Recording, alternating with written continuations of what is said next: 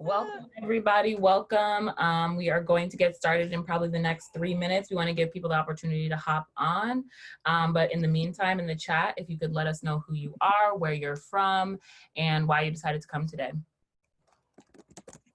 And we always have a preference to see your beautiful faces. So if everybody could, turn the cameras on and stuff, we love seeing who's out there. Thank you. Welcome. So today we're going to be talking about money, everybody's favorite topic. But in the chat, if you could let us know who you are, where you're from, and why you decided to come tonight. And then, like I said, we're going to give folks 3 or 4 more minutes just to hop on. Chelsea, you ready? Yeah, I'm ready. Mm-hmm. Chelsea. I'm gonna connect, stay on my phone. I'm gonna let go of the idea of getting on my laptop. We can see you, so that's perfect. Welcome, everybody in the chat. Let us know who you are, where you're from, and why you decided to join us tonight. Thank you guys so much for being here.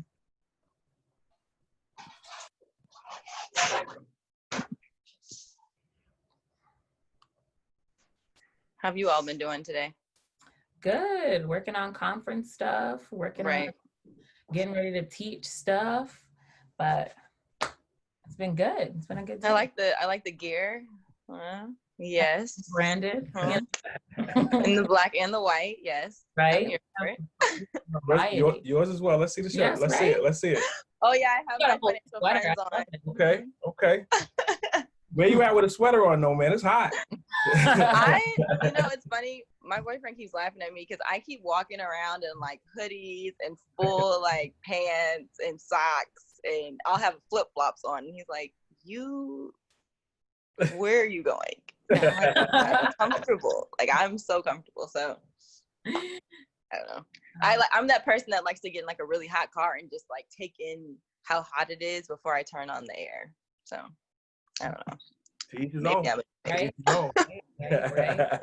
So like I said, we'll get ready. We'll get started. We got somebody from Alabama. Love it. What else? Early childhood education, the Bronx. I'm going to be teaching in the Bronx. BX. Woo! Yeah. Where in the Bronx? Are you up? You can come off mute. It's, I don't know how you would consider it, but it's on like 165th and Boston Road. Okay. Yeah. I'm going to be teaching. I'm not a city girl, so I can't tell you the numbers, but I can tell you that you get off the 5 train, uptown, Prospect Avenue stop. You're like, I know how to get there. I know how to get there. I couldn't tell you what neighborhood it's in. So we will get started officially in the next minute or so. I want to give folks a opportunity to hop on. I know I just sent the link, so they're probably scouring through their emails to find it. But we're recording, so anybody who doesn't make it will have the opportunity later. Okay, cool. For sure. I'm trying to connect through my laptop. I'll see if it allows me to. Oh, see you down. Yay. Okay, I'm gonna hop over to my laptop now. No problem. Where are you? Sorry, Addison. This way I can see everyone's beautiful face at the same time. Right? All of my cameras are dirty. Let's get her done. All right. Well, we definitely appreciate everybody joining us this evening. We are going to be having a continuance of our conversations around how to create super schools. And one of the most important things, whether we like it or not, to society is money and financial literacy. And I'm looking forward to this conversation because I have so much to learn in the in the space. And we definitely want to see a world where it's where people don't become adults and not know some of the basics as it pertains to money. So we're welcoming Chelsea Addison. She is our resident expert. She got money. And she's an educator who's gonna help us understand what it is that we need to be seeing in schools, you know, and how we can start the process of getting it. So Chelsea, if you can give you know, a quick bio. Yeah, Let people know who you are. Okay, sure. So hi everyone. Like they said, my name is Chelsea Addison, and I haven't told y'all this, but I go by Saray, but it's fine. I know so that's why my name says Saray here now. So yeah, I am a former educator in the classroom, so I can still consider myself an educator, just not in the classroom anymore.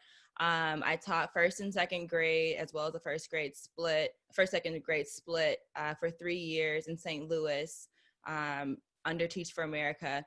And then I ended up leaving the classroom after my 3rd year and running for office. So I was a school board member for 3 years as well. I was the secretary of the board, and then I was the vice president of the board. And then coming off of the board 2020, I started, I want to say maybe in 2018, Financial Friends Foundation. So I'm now the founder of Financial Friends Foundation, and what we do is work with elementary students on building financial capacity or financial capability. And I'll talk a little bit more about what that entails.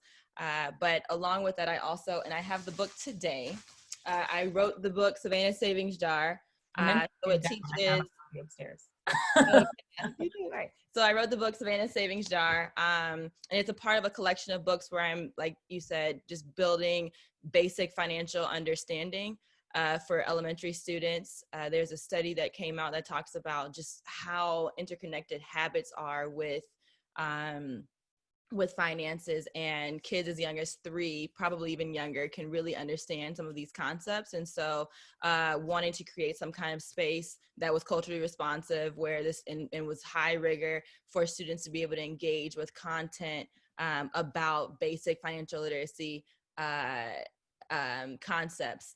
And I'm also I also have a publishing and media company. So within that publishing and media company, that's how I publish Savannah Savings Jar and continue to help other authors publish, as well as on the media side of it, working on some content. So working with Black Education Agenda, that's kind of where Black Education Agenda is housed. And I'm sure we'll talk about the conference that we're throwing a little bit later as well.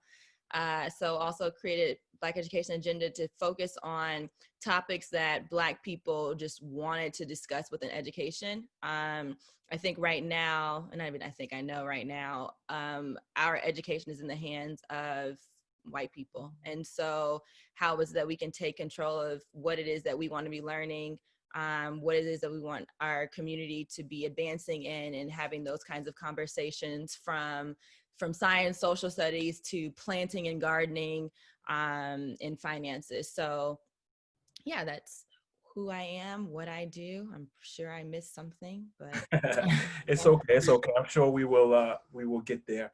Right.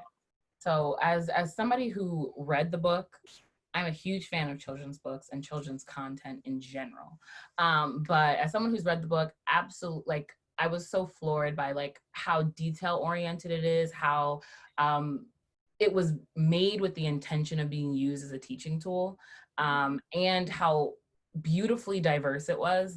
Just everything about the book is incredible. So everyone on here who is an early childhood education person, please get a copy of that book for your students and for your children, because I learned new concepts and on topics while reading that book. And my cousin is 3, and she enjoyed the whole book and was engaging with the questions. And she's younger than what the age for the book is, but she was like, oh, well, I want to start a business. Well, what sort of business would I start? Oh, I want to start she was like, maybe I could make Starburst. I was like, well, that's not starting a business, but she's got the understanding of okay, this is how you sell something. So I just want to kind of put that out there. Yes, I am plugging her book because it was amazing. Yeah. I'm so happy you liked it. I'm also taking notes because they're talking points that I want to come back to. But yeah, I'm so happy that you enjoyed it. Yeah. Maybe that's a good place to kind of kick off the conversation. As I mentioned, I moved into my adulthood not really, being good financially. I made a lot of money. I didn't know the proper things to do with it. I didn't know the proper structures to handle. What do you think the role of the education in education or in the classroom is for helping people to get that basic foundation? What are the ways in which your organization does that? Right. So what I want to be clear before I say this, I think about when I think about education, I don't think just about the classroom. I think about holistically, how are we being educated? Because that's the reality of it. In reality, we are educated in many different ways, through many different vessels. And it doesn't just happen in the four walls of a school. And so when I approach financial friends, I have that thought process in mind. One of the things that I'm intentional. I need the regular light on. Oh, One of the things that I'm intentional about doing is partnering with community. So the reason I named it Financial Friends Foundation was because I wanted to create some kind of financial friendly community, because a lot of times it's difficult to talk about finances, even as adults. And so having this conversation with having conversations with parents and saying, hey, I want to invite you in. And I already know parents are going to be iffy about potentially talking to their children about finances, let alone themselves, wanting to create this friendly environment where we're bringing in financial institutions, financial experts, people who maybe aren't attached to either of those spaces, but who have just been really good with managing their money or acquiring wealth or what have you.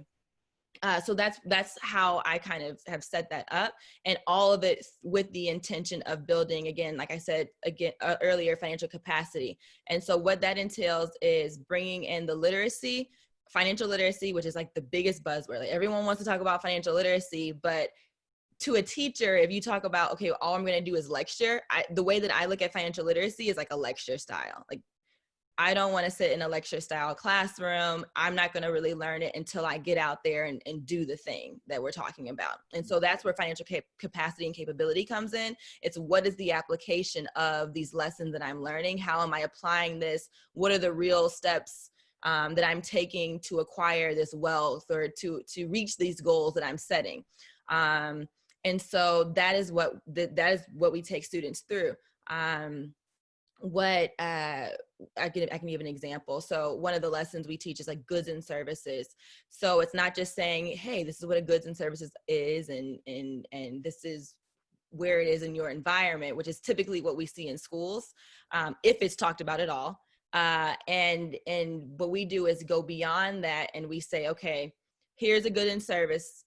And we focus on project-based learning. So here's a problem. Let's talk about how this problem can incorporate goods and services. How can you approach what good and service are you going to create? And then we also add in this element of money. So now we are giving, or they are earning in some type of way, having some experience with money, real money, right? So it's not like Monopoly or anything. Like, you are getting money for whatever you have created or done.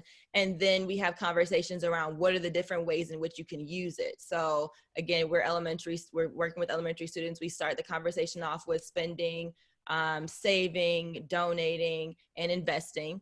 And then we just kind of talk about all the different ways in which you can spend, donate, invest, and what are kind of some of those motivations. But again, like I mentioned before, a really big part of this is like mindset and habit. And so, you see those kids who, when you swipe a card, they're like, and I talked with Eva about this before, the kids who swipe the card, when they see their parents swipe the cards all the time, and they're like, well, can we go to the store? Why can't you just swipe your card? Because they've attached this meaning, right? Everyone does it. I mean, even when it comes to buying a house, it's like, I'm just going to go buy a house. And it's like, how are you buying a house? There are so many steps that go into that process. So we're breaking all of that down. I love this, like, y'all having this meeting. But yeah, so we're having this experience of how do you break that down. And full transparency, I am still learning. So what I don't do is consider myself an expert. I do not have a finance background. What brought me into this space, I'm an educator, right? So I see a problem and I'm like, how can we meet this need? Who can we bring into this space to fill this gap? And so I come from a family where my mom's an accountant, my dad is an entrepreneur, he's a dentist. And so I grew up just like hearing these conversations all of the time. I also had the privilege of having my mom setting things aside for my sister and I. So stocks were part of the conversation just naturally, like what stocks do you want? How do you want to invest in them? So I'm having to go research my own stocks and and I've made mistakes with money, and that's just kind of like a part of the process. And before I start rambling, but so I'm wanting to create this space where kids just have this opportunity to build strong foundations that they continue to build upon. Just like you said in the book, Eva, your cousin is looking, answering these questions, talking about having Starburst or creating the Starburst business. And then you can talk about like, okay, well, this business has been trademarked and this would be, infringement upon, all these different conversations that now stem from this. And so that is also what Financial Friends is a part of, is about, as well as the books that I'm creating. How can we begin to have these conversations that people can now add on other lessons so that the kids can have a well-rounded understanding of what's happening around them and the reality of just like finances, because it's here. And we may get on to my ideologies about capitalism, because despite the fact that I have all this, I don't agree with it. Like, I don't like that capitalism is built off of the backs of other people. I am starting to look into just like other systems and ways in which we can frame, but the reality is that this is where we are. And so how are we helping students and children and families navigate the realities that exist right now until that change occurs?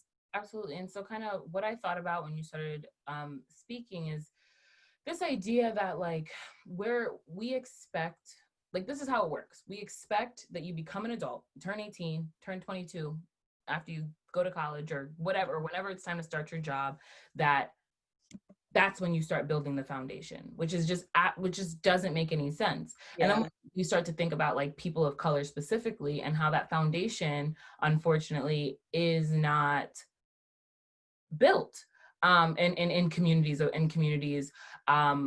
in low-income communities of color and low-income communities in general. The vast majority of people have a very, very, very minute understanding of finances. And right. So when you live in a middle-class background, or you live in an upper middle-class background, or an upper, the rich people, when you live in those sorts of communities, you hear conversations about money and what to do with it and where it goes and how to use it and all of these sorts of things. And so I just want to talk a little bit about that foundation and when that foundation can start. Because I think way too often we put kids into a box of like, they're too young to know about this, or they're too young to be able to like understand these concepts. So what do you say to people who have those belief systems, and then how, where do you point them first in terms of people who want to create that foundation for kids, and specifically kids who are in communities where they don't have access to those sorts of resources? Right. Well, first I would say, probably in a polite way, that it has already started. So I think the misconception of people are not building financial understandings is one that we need to kind of like nip in the bud. Like, people are building financial understandings. It's just the wrong one, right? Like it's there. But just imagine the child who says, I'm going to swipe, and the conversation never or just go swipe the card, and there's never the conversation of, oh, well, there's all these other parts that go into this. your foundation is being built upon that with misinformation. And so what I try to remind people is okay, do you want your child or did you appreciate yourself walking around with the wrong information for like 17 years? No. Okay. So then what can we do to kind of mitigate that? And I brought up the study that I was referencing earlier. So it's by Dr. David Whitebread and Dr. Sue Bingham from the University of Cambridge. And there's one quote in particular that just sticks with me. It says, by age 3, your kids can grasp basic money concepts. By age 7, many of their money habits are already set. And if you think about, again, these when you have conversations with children about money and what they understand about money, they already have within their head, because of their environments and things that they've been seeing, they've added meaning to it on their own. And maybe some of that has been filled in at school. Maybe some of it has been filled in informally. But a lot of it is just meaning that they are making up on their own. And so again, what the process for me is I like to remind people, children are like sponges. They are taking in everything all the time. And I like to think of a sponge, and I'm sure that someone's probably used this already, but a sponge that, has been set, absorbing things for 17, 18 years. Like, how much more can really go in there? And not to say that nothing can go in after that point, because obviously we know that it can. But think about what you could have done kind of in those early stages when the sponge was freshly out of the package and ready to absorb all of the information. And that's one of the things that I'm trying to be really intentional about with my books and even the program, because I have to be mindful of the fact that, for one, even though I'm teaching these concepts or exposing students to these concepts, this isn't the only way of life, right? So there are different forms of economies. There are bartering. There's different ways in which people can exchange goods and services just because of consistency. And so I also want to be intentional about keeping children's minds and imaginations open for what can we do to kind of make this space better, because we still, even within this society, have haves and have-nots. And so how is it that, especially at that young age, when they haven't been, I don't want to say damaged, but when their mindsets haven't been jaded with this idea of people, are going to be evil because of money or all these things that we kind of take on because of just living in this society, and having those haves and have-nots, and watching war and crime because you don't have your basic needs met. Really having those conversations with kids who are just so innocent and are just like, well, why can't we just give them all food? And it's like, yeah, why can't we? Like, how can we make that work?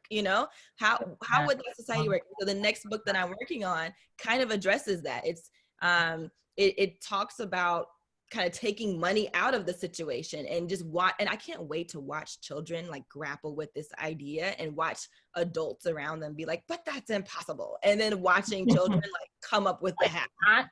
No, it's not. This is how you do it. Yeah, this is how. I mean, we just give it to them, and it's like, we'll just make it, and they can have it. And it's like, yeah, why not? I wish we were all kids again. I mean, Yeah. The genesis of this conversation is about super schools, and to your point, it has to be about more than schools. And I watch my brother, and kind of the in-house economy that he has, and he's went out and bought coins that she's been using since she was 2 years old, fake coins to if she wants her candy. And sometimes there's if you want this now, then it's this much, but if you have it later, then it's this much. So also imbuing concepts around holding off on delayed gratification. Yeah, that's a part of it's absolutely a part of building that. We talked about those foundations, delayed gratification. Yeah. So, and I can talk a little bit more about kind of like the financial standards that exist, because there are financial standards that that an organization, Jumpstart, has that kind of looks at what are those foundational concepts that kids should be, I don't like to use the word should, but kids can be learning to kind of give them a broader understanding of this society's form of economy. And so absolutely what you're talking about, they mentioned delayed gratification, and a lot of that goes within the habit and the mindset. And it's so much easier, again, to teach a child while they're younger than, I mean, from experience just as an adult. I mean, or when you turn 14 and you start working and you're making way more money than all your friends, and then you go to the mall every weekend and spend every single dollar. Right, because everything around you tells you like spend and shop, and you're a impressionable mind. Like, why would you not want to do that? I think we are going to start to see, and it happens some places, you know, like Tesla, they have a school inside of the company, you know what I mean, for some of the employees, and inside that school, that the school has an economy, you know, they work with one another, and they trade. I don't know if it's called Tesla bucks or whatever, you know, it's called, but it's something that it's not theory, you know, that we are actually doing this. We're actually getting an understanding.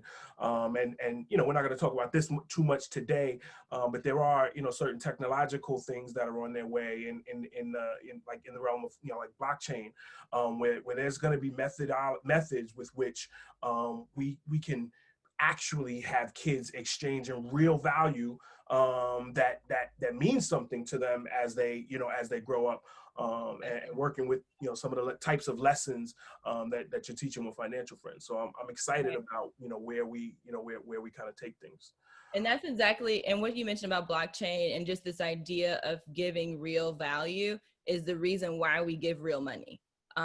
Because I mean, I've played with the bucks and done that, but the bucks, there's only but so much that transfers when you know that there's this real thing out there. You know, it's not play money. Like, this is a real thing, and now that it's gone, I can no longer get the real things in the real world that I want. And so, and not to counter and say that is something that we shouldn't have, because obviously we definitely should, because it still develops a foundation and understanding, but you're still splitting your mind between the understanding of, oh, this is real and this is fake.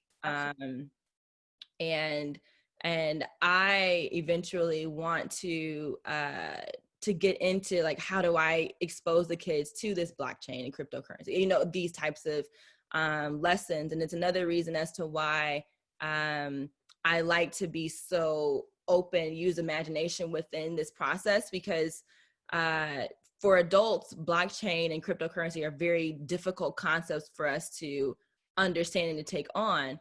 And a lot of that, I think, has to do with just the limitations that we have around exposure to the different forms of using money, right? A lot of us only come into contact with spending, with saving. We know about donating, but many of us don't do that form as well. Investing either. There's so many different forms and different ways in which you can use money. And so wanting to allow that imagination to remain open so that we can continue to evolve as an economy. And again, I bring up the whole, like, what would life be what would life look like without money, and how can we, because a lot of our problems stem from this notion of not being able to get our basic needs and needing to go out and now rob and steal and do all and result to crime because of the fact that we just don't have our basic needs met. Like, we were profitizing on water, like water, food, and shelter, basic needs, and we're making a profit off of that. Like,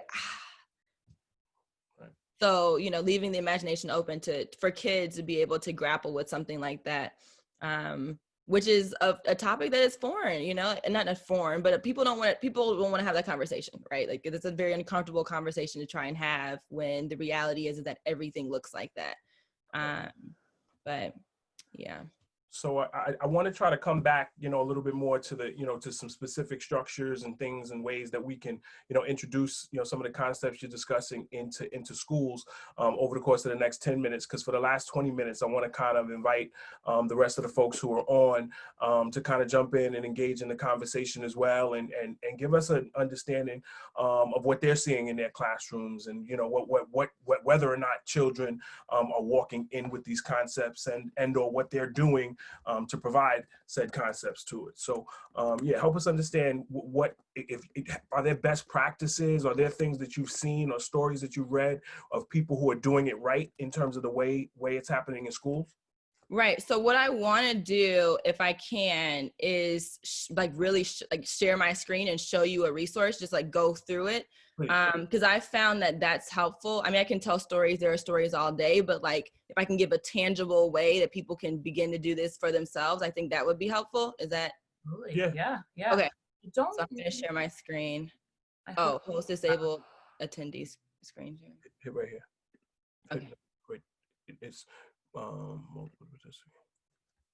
That's a simultaneous. Optimize advanced sharing options. Okay, I have it. I don't Oh, know you have it now? You can I check. did, but I got it. Mm-hmm. Perfect. All right. You got my messages all open. I know. Yeah. Okay, so this is my website. So I have on here just like some basic resources just to answer the question that you had, because that's a question that I get often, like what can I do? And the internet has a lot already of lessons and resources. The thing that I like to start people off with is the standards, though, because I think that's really important just to think about what is developmentally appropriate and how can I begin to introduce these topics and concepts. So like I mentioned before, Jumpstart Coalition, they are another organization that focuses on building financial literacy and connecting financial organizations. They have like a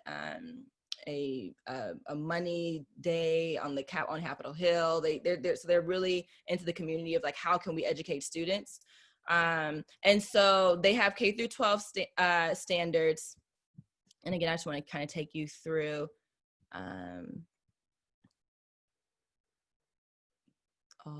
how to kind of navigate this. So what they have is they'll have their topic, right? So in this case, it's you have spending and saving, you have the overall competency. So what is it that the students are needing to understand? And what are they going to be able to show that they can do? And then they break it down for the knowledge statements that each kind of grade would be able to go through. They skip grades. You can kind of figure out within your classroom how it is that you would want to tailor it. And just real quick, whose classroom though? Like, is it math class, science class? Like, where would this? I think that depends on the structure of the school and the structure of the class, which is why I don't. And full transparency, was just one of the reasons why I left the classroom, because I was like, the way that you all are operating this and the way that you all are like limiting yourselves within how you are approaching this is, and I like. There are different ways in which you can bring about or talk about have these conversations, just because money isn't everything in our society. So if we're having a conversation around society and someone planning to help people make a choice about how they're going to use their money, we can integrate those two things. Mm-hmm. And a lot of what I do with Financial Friends is project-based learning activities. So I advise people to use project-based learning, because now you're not only having this lecture style of a conversation, but you're also now applying that into a real scenario. And so does that answer your question a little bit of like how to incorporate it? Yeah. And I think that what I'm hearing you say is, and I'm definitely going to dive more. I didn't know, about Jumpstart. I appreciate you sharing this. I'm definitely more into it. But what I'm hearing you say is that the box and the structure that is school, this stuff doesn't necessarily fit neatly anywhere in it. And that, that requires us finding ways to be more flexible and be innovative in our approach to sharing this. Absolutely. And the thing is, and what I don't want to do is make it seem like there aren't schools that are doing it, right? So that's why I started off by saying it depends on the school, it depends on the classroom, it depends on the teacher, it depends on what are the resources that are available and all these types of things. Because despite the fact that I taught in St. Louis, in the environment that I taught in, I would be able to do these lessons simply because of how I taught. And that's not to say that everyone around me would do that, because of the fact that they carry their classrooms differently. Right. What I advise is doing it through project-based learning because of what I know about lecture versus projects, and how you how teaching someone through experience and exposure can benefit them versus kind of just like talking at them and not bringing this to a tangible, not making it tangible for them. And so it does require a level of creativity. It does require partnership with maybe other classrooms or communities or other financial institutions, or whatever the lesson calls for. You're definitely going to need to be creative about your approach. And what I've done, and I wish I had, I'd have to dig through emails, because I connected with Money Smart last year for Financial Literacy Month, and another organization in Atlanta as well. But what I did was just what you said. I figured out how could I align social studies and ELA, math, and because of the nature of Savannah Savings Jar, because it has the slime in it, science as well, because of the procedures, how could I incorporate all of those, and what standards would I be covering in this lesson, and also incorporating like what standards would I be covering within the financial literacy part as well. And I feel like teachers who are well versed in like project-based learning understand how to connect those pieces.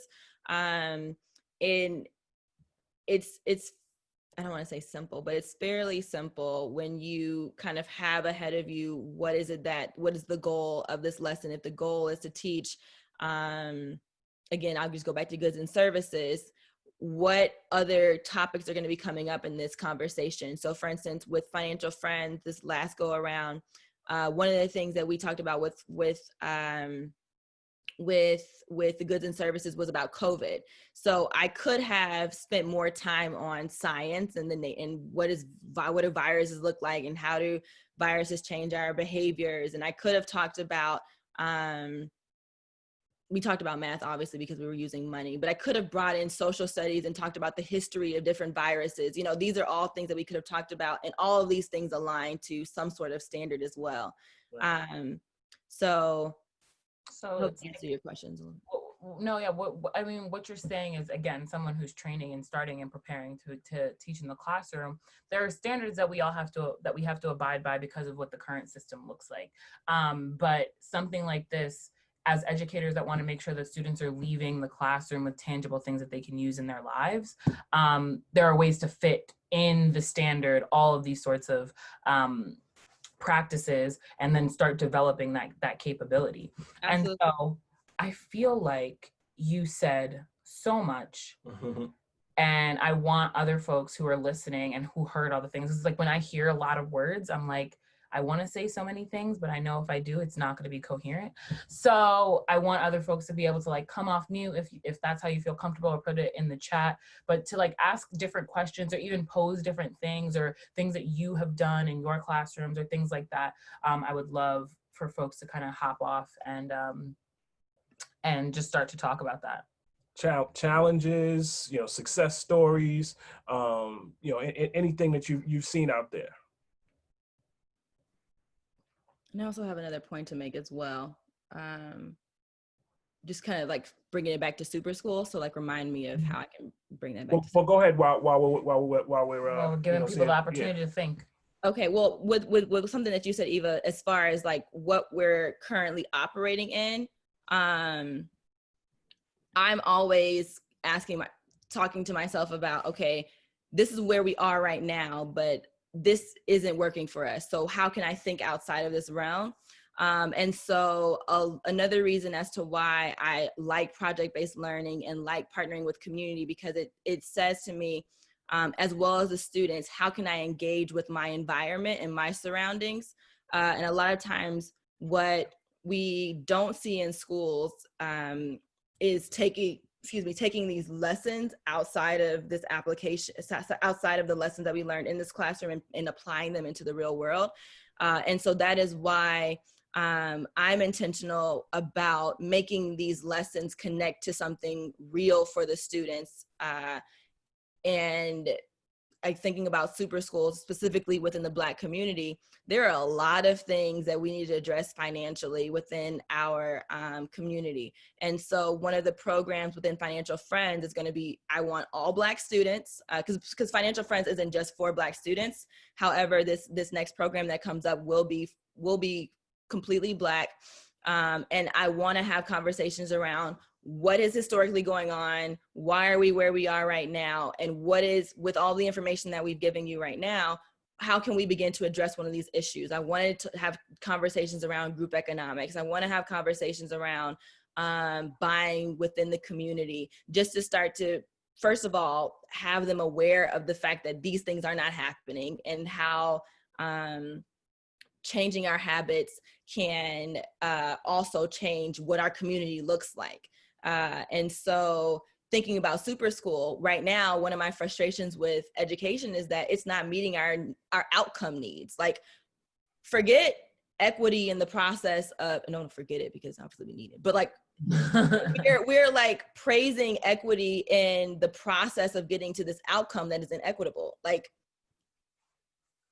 we have so many needs in our community that we're just not addressing in our school systems. And super school, I want to see those needs addressed. Like, here is a problem in our community. What are we doing? How are we educating ourselves in the classroom? How are we educating ourselves in general to be able to meet our needs and to be able to change our community standing? And so that's my only point about school. I mean, we love what you're saying there, and it ties so closely into a conversation that we've been having, and something we think we have so many ideas on where we want to launch and things to that effect. And it's just like which ones to do, like right now, here now. But for the summer, we've been thinking about what kind of projects can we give people to work on that we engage folks with, and everything that you just said there, seemingly to me, is something that we will wind up needing to take offline, because that can be a project that a kid can not just work on, they can work on and they can enjoy, and not just work on and enjoy. Like, they are out of their parents' hair for a period of time while they're thinking about this thing. Exactly. And they're flexible minds that are not jaded by the way that everything works in capitalism. They will, if we work with them, if we co-create with them, they will come up with things that we don't, our minds just don't work that way anymore, Right. So I love what you had to We'll definitely talk offline. So for everybody else, Mrs. Flower, I think. Okay. Hi everybody, I'm Miss Flowers, Latoya Flowers, and I'm from Southern California. I'm an educator. I teach transitional kindergarten, and I was talking to our lovely people there with the Black on Black education t-shirts on. And Jamaal and Eva, because I don't think that we actually said our names. No, okay, so Eva and what's your name again? Jamaal. Jamaal, okay. And so hopefully I can make this brief, because I know other people need a chance to talk. But I teach transitional kindergarten, which is the grade in between preschool and kindergarten. And I'm also a mom. I have a 24-year-old and a 12-year-old. And so I'm going to talk about like my perspective from being a teacher, being a mom, and then also being myself. In my classroom, like, we had to do distance learning. So I do teach the kids about coins. So, okay, here's a penny, here's a nickel, here's a dime, because we're counting by ones, fives, and tens. And then I pair it with literacy. So I like your book, Savannah Savings Jar. I'm going to get that book immediately. And I'm going to get more than, I'm going to buy some for my family as well. But I teach the kids about the concept of money, how to count. And then I had them, while they were at home, they had to just find things around the house and label them with how many cents they were. and then get real money and buy it, you know, with their family, act out buying things. And then going to my sons, I started to think right now, like, oh my goodness, my oldest son, I don't think I taught him, you know, like you think to yourself, did I teach him when I was supposed to teach him? And when he got a job, I mean, he would just go buy stuff and then he would call me, hey mom, I need this. And I think that I should have taught him more earlier, like, okay, this is how much things cost. Let's go through a budget. Let's go through just everything like that as far as money is concerned. Are you going to buy clothes? Are you going to buy food? Do you need to get insurance? Are you going to pay for your phone? And I know he did something like that at school, but we can't rely on the schools to teach our children. We have to teach them ourselves. Now, my 12-year-old, he recently had a birthday party. He got like $700 for his birthday. And he's like, oh, I'm so rich. So he wants to like buy, what was his birthday / 6th grade graduation party? Mm-hmm. So he was like, oh, I'm gonna buy this and I'm gonna buy that. And my sister and my brother-in-law helped me raise him part-time because he has a little boat and he sails out on the ocean and they live closer to the ocean. So my sister's husband, I know that he knows about investments. I don't know about investments. I wish that my sister would like tell us about them, because I'm like, well, you guys have money, tell us how to do it, you know? And that's another thing we need to talk about. How come we don't share information as Black people sometimes? Mm-hmm. So I told my sister, I said, hey, he has a lot of money. I know he's been buying things, but how about you get your husband to teach him how to do some investments? And so my brother-in-law calls me and was like, hey, can I get his social security number? Because I'm going to set up some accounts. So even after just talking to you guys right now, this has inspired me to call them and say, you know what, we need to have a family meeting. Maybe when we get together for dinners, this can be something we talk about and share, so we can build our own wealth. Right. Just wealth education, money education, because I know for me, let's go back to me. I grew up in the 70s. I was born in 1976. So I grew up 70s, 80s, 90s. My parents always were like, you need to have different ways to make money. So I babysit, I do hair, I can cook, I can clean, you know, I teach Zumba classes, things like that. I've always had some other hustle. They call it side hustles now, but we called it a hustle then. But I've always had another way to generate income. But that's because that was inbred in me. But the other thing is that my parents broke up. And so my mom did have to be on welfare for a while. And she, other people in my family taught me about money, but not necessarily her. And this is the thing about having children that are in poverty. Parents are embarrassed about their financial issues, their struggles. So they don't want to say, well, we don't have it, or I have to get food stamps, or I have to get money from the government. So that's another reason why sometimes parents don't talk about money with their children.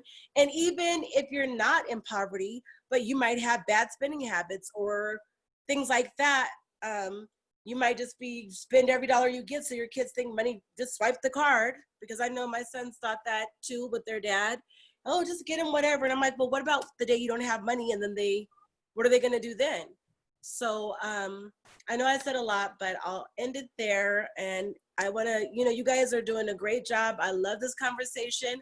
I don't know what the super school is, but let me come down there and teach something. I need to know about that. So yeah, I love everything you guys are talking about.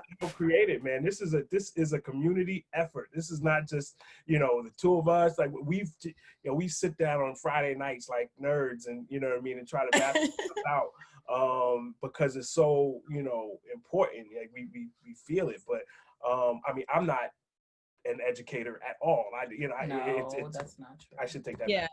I am an educator, but I'm damn sure not a traditional, educator. Okay. It's which is what we don't need, so it's fine. Great. Fit on it. Yeah, I agree too. I agree with what you guys are saying. Sometimes I feel very controversial, because when COVID started, I told my teacher friends, God answered my prayers. I think that each person or each family should teach their own. And us as Black people, we need to get our babies back in our homes, teach them what we want them to know. We need to have the greatest influence over them. We need to know what's going on, because like you were saying, I don't know the other young lady's name. Did you say your name is Sarai or something? Sarai, yeah, I go by Sarai. you were saying you don't like how the school system was, so that's why you got out of it. And then you were talking about equity. We're trying to teach equity, and what's the outcome of the equity? We're going to get into this world that's not equitable.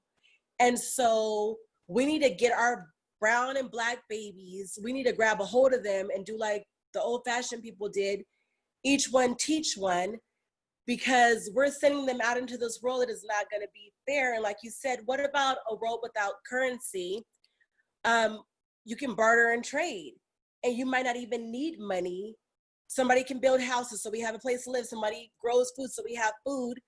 We can exchange services. So I agree with that too. And I'm gonna stay quiet now, but that's it. Well, no, I love what you're saying. It's starting a commune. We're starting it. We're gonna just start a commune. It's gonna happen largely out of necessity. There are certain things that I've talked about this. Commercial real estate's about to fall apart in so many areas. That's going to give us an opportunity to put ourselves in places and spaces where we can come together and say, you know what, all of these restaurants are closed. Some groups of people are going to, cook downstairs. That's, this is what they do to help the entire community while people are upstairs talking about educating all of the kids. And then this is, I don't think that this is far-fetched in any way, shape, form, or fashion. Like this is going to happen. Yeah. And just to add on to the bartering, so literally yesterday I was like bartering, and then I watched a video that kind of took out bartering as well, and was just like, it's called resource-based economy. Okay. So be prepared. I know his name.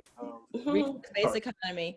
I'm gonna write that down too. What it does is it takes into consideration the rise of technology, because this is like, necessity based off of because we don't have, or necessity based off because of the fact that our jobs are being taken and just replaced, and we're needing to figure out what are we now doing and how are we getting around. There are conversations already happening about universal basic income that have been happening for a while. And so just look at resource-based economies. Something you said about, so go ahead. The Venus Project is the Venus Project. Yes, you know about it. Great. So look, because I'm like, and I feel like I watched a video about the Venus Project, or with that guy specifically, maybe in like 2012, and so I remember some of the concepts, and maybe that's why now I'm like, who knows, maybe those things are resurfacing now. But I watched it again yesterday, and I was like, oh my gosh, this is what that thing that I keep thinking about is called. But anyway, so yes, Venus Project, resource-based economy. You mentioned parent involvement and just like family involvement as well. One of the things that they talk about a lot within financial literacy and just financial understanding and building that foundation is about the parental involvement, or just like the involvement of those who the child comes into contact the most. And like you said, even as an adult, there's still concepts that we're still learning. And so this is one of those things, just like anything else within education, that we're constantly having to educate ourselves on, constantly needing to be knowledgeable about. And again, it's the reason why Financial Friends is called Financial Friends, because you would tell your friends about your finances, but you wouldn't just tell like a financial institution or a system, you know what I mean? So like, how can we begin to like be vulnerable about where we are within our finances, and understanding that like finances is a middleman between us and what our needs are, as far as at this point, whatever they're profitizing on, specifically our basic needs, So like, if there's something that's standing in the way between that, what can I do to assist you or to support you in taking that middleman out, or making that middleman not so much of a burden, so that you can get what it is that you need in this life. Something that I feel like we're all given this gift of life, and we are all well deserving just based off of the gift of life to be able to have our needs met. So the idea of having my needs met being profitized on infuriates me. And so I don't want to see someone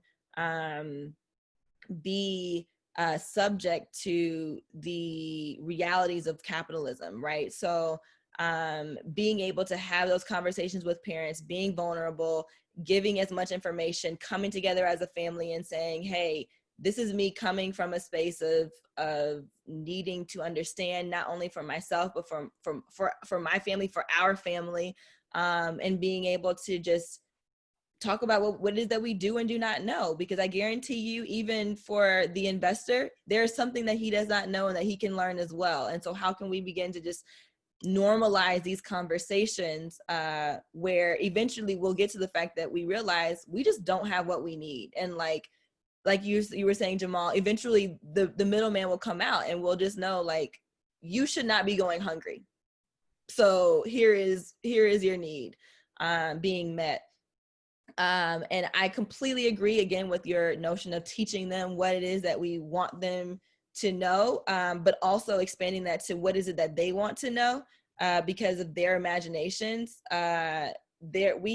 We're at the age where we have limitations and blind spots, and so they have so much within them that they can see about the reality that we're living, that they can challenge us and say, well, don't you think, and I was watching a video yesterday, like, well, don't you think that maybe people are fighting because they're hungry, like, as a norm, it's, and so what can we do to help those people and support those people not be hungry anymore, so that they don't want to fight, so that they don't want to steal, so that their babies and their children aren't going hungry. So yeah. I'm a talker. I'll ramble. So I know we have like 4 minutes. If anyone else wants to say anything. Yeah, you're dropping jewels. So we'd like to. Yeah, if we want to give somebody else. If anybody else has one more question on the way out, now's the time.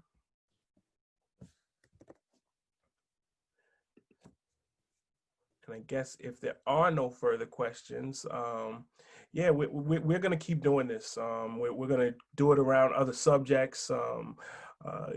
Both Eva and Chelsea mentioned before, there's the Black Education Conference coming up in August, the 22nd and 23rd. The information for that is in the chat.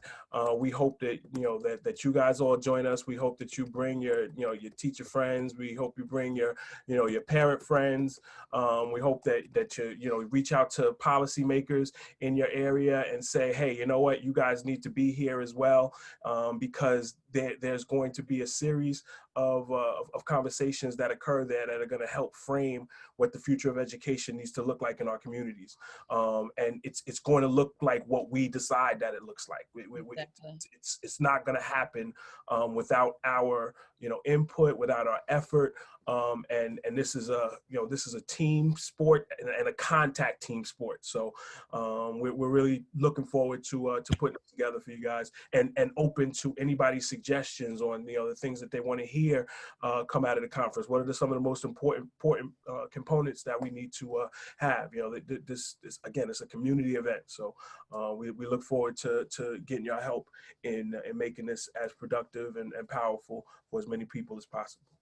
Absolutely. And then just to kind of close out, our website has a lot of resources. Chelsea's website also has a lot of resources. So when you're going to buy your tickets, the rest of the website is still available. And there will be a lot of resources coming on there.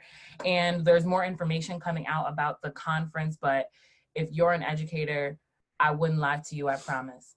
Like, you want to get tickets to this event. Like, it's gonna be incredible. And that's not just because I'm helping put it on. Like, it's just gonna be so amazing. Honestly, I wish I could just be an attendant.